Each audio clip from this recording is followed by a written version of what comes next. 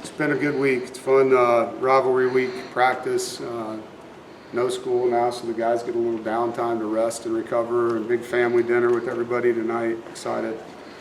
And it's been a good week. So good practice, good preparation, and obviously we're looking forward to playing a really good team Saturday night. And excited that the crowd's going to be what it is. I heard it's standing room only in the stadium, so it should be an awesome environment.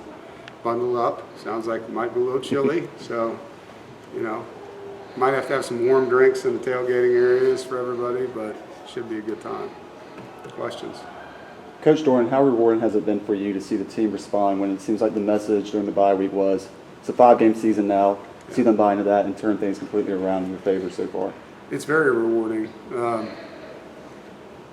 of stood at a crossroads as a team, coming off of that loss, and a lot's been said about it. And just asked them to look at 5 games as a new season and how good can we be in a 5-game stretch, and take it 1 week at a time and everything in the world to win each and every next game, and that's what they've done. And so, when you're on top of a program, you're the CEO of a company, whatever it is, when you give a directive and everyone follows it as hard as they can, it makes you feel good, and you appreciate their willingness and the fact that they're all in.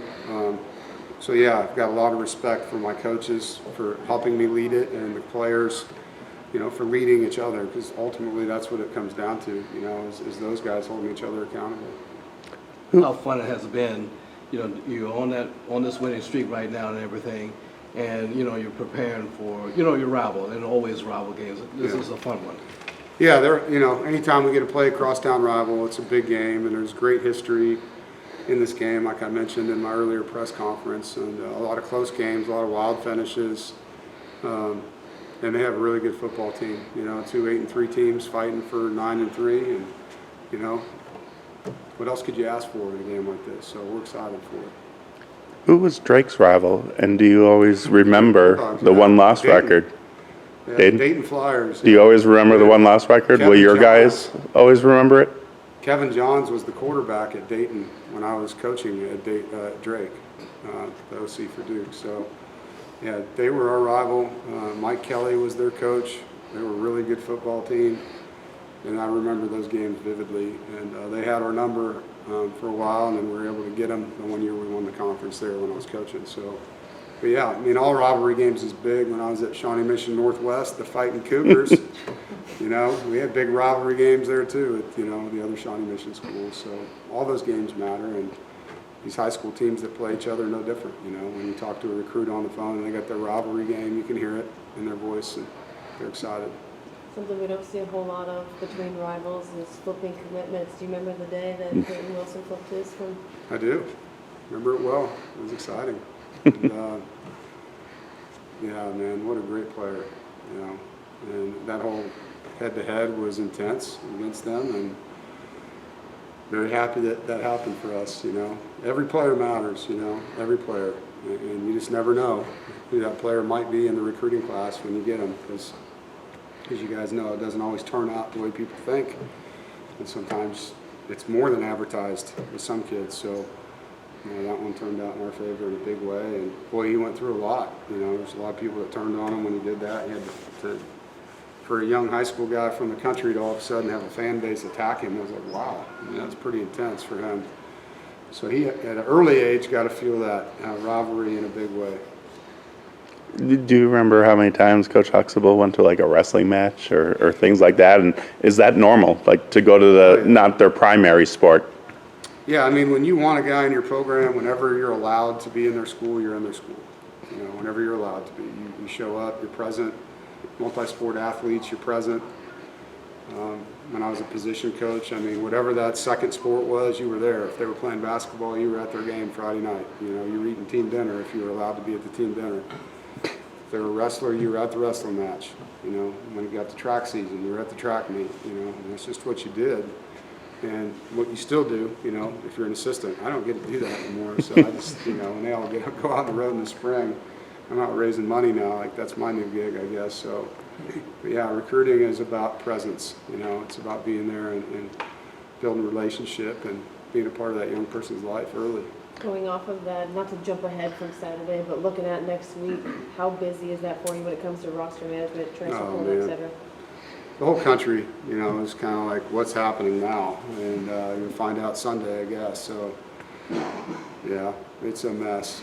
To be honest, it's a mess. And so, you know, you just hope that the young people involved get good advice and they listen to good advice, and because there's a lot of people that are trying to use these kids from other places to get money, and I think that's the one thing that doesn't get talked about. You know, these so-called agents that promise kids deals at schools, they get a cut, and so they're trying to make money off of these guys, and you know, whereas we're trying to keep them here and help them develop and get a degree and be a part of a program and a family. They're trying to make a buck off of it, you know, and so you just hope that guys don't lose out on that. I know there was a lot of players that went into the portal last year that didn't find a home, which means they're not getting a scholarship, which means they're, you know, if you leave one school, go to the other school, what happens to your credits? Well, usually you lose some, so now you're not graduating at the same pace. Nobody cares if you're not there anymore. No one's developing you. So you know, there's a lot of sad stories that have come out of this thing, and then there's guys, you know, you track where these guys go. A lot of these guys went for things and didn't get what they thought they'd get. They're not playing as much, or they're not playing well, or they're on a losing team. You know, as we all know, the grass isn't always greener, right? So I hope that in next week a lot of kids make really educated decisions that have their education and their growth in mind. Maybe you guys talk to the players about this, maybe not, but, you know, the UNC game, you know, people remember. You know, Mecca Mezzi will always be forever remembered. Reggie Gillespie's game, you know, Ben Finley last year. You know, do you talk about, you know, how legends can be created in this series? Yeah, absolutely.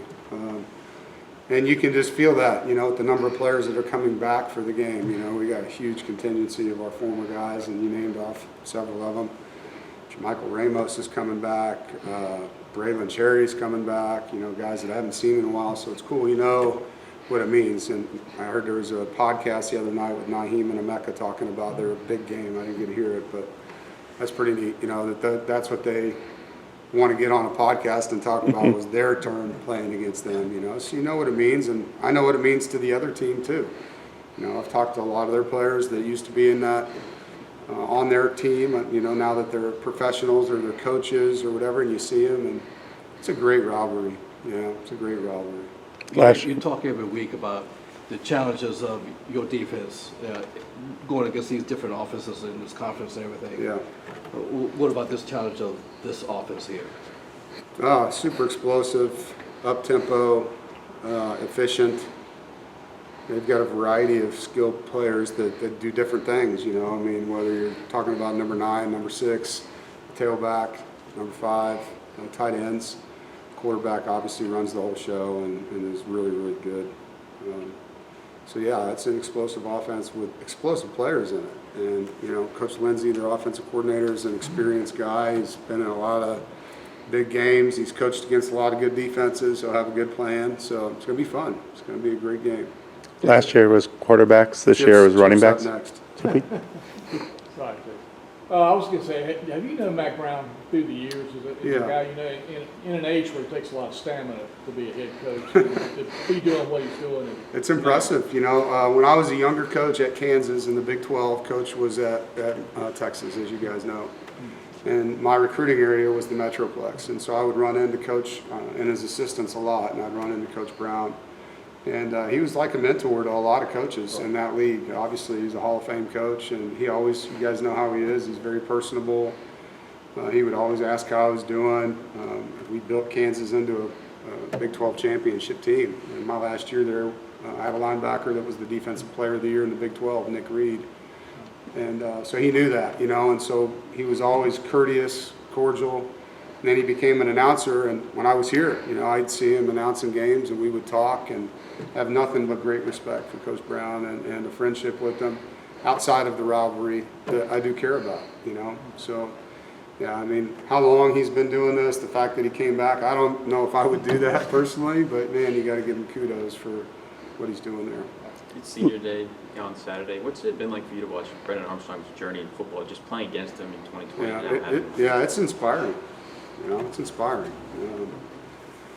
Life's about how you overcome adversity, challenges, obstacles, failure, and Brennan is a tremendous example of what NC State football wants to be about, you know, overcoming challenges, adversity, obstacles, failure, and shining because you did that, and he is doing that right now. And so blessed that he came here, excited that he's getting the finish that he's earned, and that he's getting his last year of college football to be what he had hoped for. Even though it was all over the place, the finish is what counts, you know, and man, he's doing a great job with that. Trent Penix said yesterday, you know, that the word of the week is family. Family, yeah.